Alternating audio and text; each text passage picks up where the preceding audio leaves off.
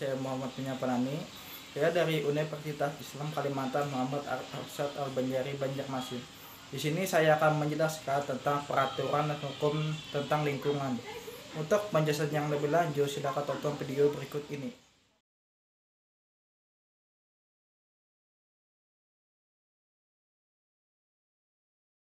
Hukum lingkungan manusia tumbuh dan berkembang bersama lingkungan di sekitarnya. Setiap interaksi manusia, baik sesama manusia dan dengan lingkungan akan memberikan dampak bagi lingkungan baik positif maupun negatif. Oleh karena itu, dirancang sebuah aturan hukum untuk mengatur keseimbangan manusia dan lingkungan tempat tinggalnya. Hukum lingkungan mengatur pola lingkungan beserta semua perangkat dan serta kondisi bersama manusia yang berada dan mempengaruhi lingkungan tersebut. Aspek hukum lingkungan. Hukum lingkungan merupakan suatu disiplin ilmu yang cukup luas sehingga terkadang dirasakan tidak mudah untuk dipahami, karena mencakup aspek 1. Tata lingkungan 2. Perlindungan lingkungan 3. Kesehatan lingkungan 4. Kesehatan manusia 5. Tata ruang 6. Aspek sektoral 7. Otonomi daerah 8. Internasionalisasi lingkungan hidup 9. Penegakan hukum.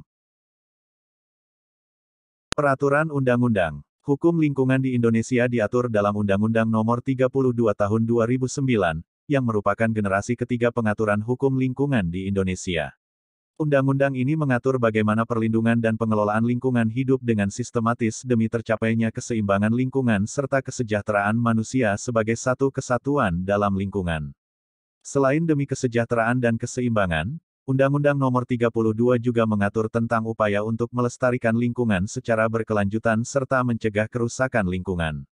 Undang-Undang Nomor 32 Tahun 2009 memiliki beberapa jenis instrumen penegakan hukum lingkungan.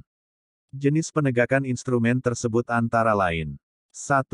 Sanksi administrasi. 2. Penyelesaian sengketa lingkungan di luar pengadilan. 3. Penyelesaian sengketa lingkungan di pengadilan. 4. Penegakan hukum pidana. Penegakan hukum. Meskipun sudah ada undang-undang jelas yang mengatur, masih banyak pelanggaran hukum lingkungan yang dilakukan oleh manusia untuk kepentingan pribadi mereka. Pada 2018, PT Eksprafet Nasuba di Sumatera Utara membuang limbah cair ke aliran Sungai Deli karena perusahaan tidak memiliki pembuangan limbah cair yang memadai. Kasus pencemaran sungai ini mencuat akibat aduan masyarakat kepada pihak berwajib.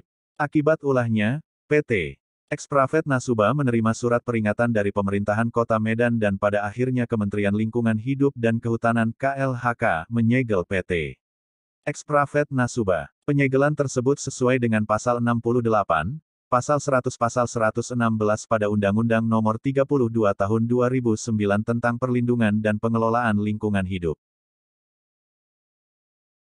Kesimpulan. Sanksi administrasi bersifat mengawasi dan melakukan tindakan pencegahan pelanggaran hukum lingkungan.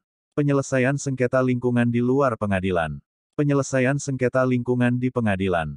Meskipun sudah ada undang-undang jelas yang mengatur, masih banyak pelanggaran hukum lingkungan yang dilakukan oleh manusia untuk kepentingan pribadi mereka.